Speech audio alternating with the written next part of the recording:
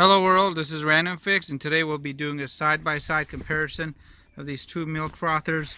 We have the Epica and the Nespresso right here, and we got two equal amounts of milk, and they're both plugged in, and we're gonna see what happens.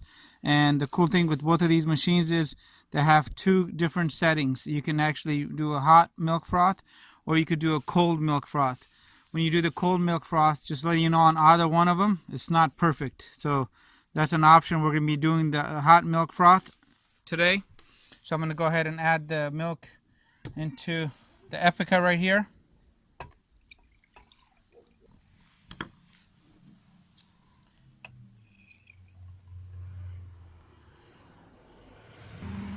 As well as on the Nespresso. One thing to keep in mind, on the inside of both of them, they have these little indentations that tells you the minimum and the maximum to put in. This is the maximum for the actual milk warming, and this is for the frothing, the lower area. So I'm going to show you guys really quick, just so you guys get a better view of it. So we're at the maximum of the milk frothing.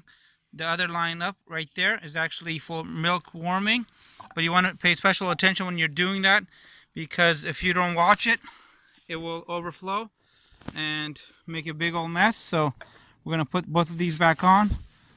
One thing I wanted to point out is both of them almost have the same exact identical volume. So if we look at the Nespresso and we poured the contents into the Epica, it almost fills up right at the top right there. And both of them have a removable frother. So this is on the Nespresso. You could reach in here and it comes out.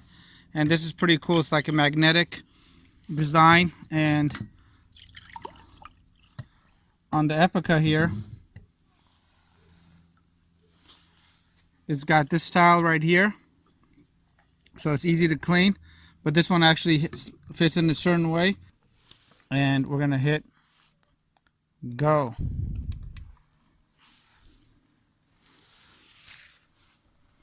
And they're going to stop automatically once they've actually frothed the milk.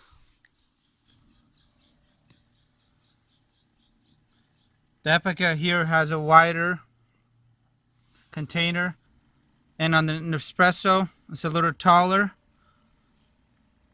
and does not have no handle, so you just kind of got to reach around it. If you have really small hands, you might have a hard time with this. The handle is kind of cool on the Epica. And the one other thing that's pretty cool is with this, on the Epica, it came with this really nice brush, because you got to clean that little element. And it's a lot easier to do it with the Epica versus the Nespresso. So they're both going.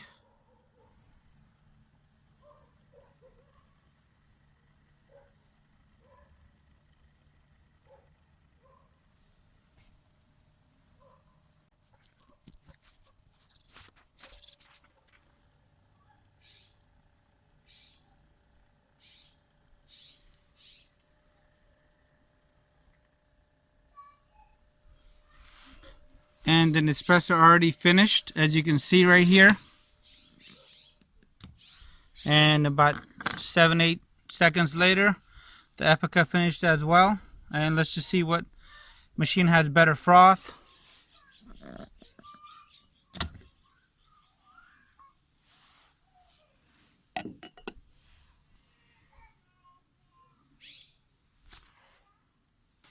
Alright, so I got 2 cups.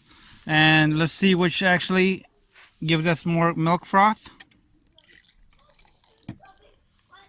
So that much of it is right there stayed as milk. The rest is froth.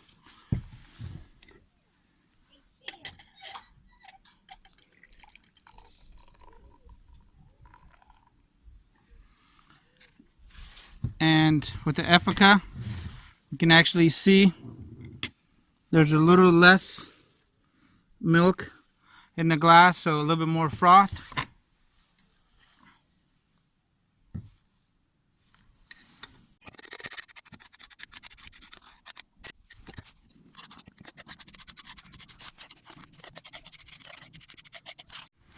So there you have it. If you're looking for a milk frother, this is the Epica and this is the Nespresso. The milk levels are right here. So this milk level on the Epica is a little bit lower versus the Nespresso. But if you can look at the actual froth level, The froth level on the Nespresso ends right here, and on the Epica we're almost right till right here. So as far as milk frothing, this definitely wins. Cleanup, this is gonna be something that is a little easier to clean. Styling, the Nespresso is pretty cool. I do have to give it that with the design and the feel of it. It does not possess a handle like the Epica, which is a little easier to handle and carry around. But overall, really two great machines. This is going to be my personal favorite just because you do get better milk froth from this, which is perfect for any kind of coffee, espresso that you're making. I'll have a link to both of these milk frothers in the description box below, so feel free to check that out. And one thing to consider at the time of this video, when I made this purchase, and I bought this with my own money, I was not sponsored by anybody, I bought this for almost $40 cheaper than the Nespresso. You can see here that I paid $87 for the Nespresso and $41 for the Epica. So one thing I do want to mention, I did not use skim milk in this test. Now you could add your favorite coffee, add some milk froth to it, and it looks good, tastes good, and it's simply amazing to make it at your own house. So I really appreciate you guys watching this video. Please feel free to share this video with friends and family, and have a great day. And if this is your first time visiting this channel, please consider subscribing for more videos like this. Leave your comments and your questions below. Let me know if you guys have any comments. Hit the subscribe button, and I really appreciate your continued support.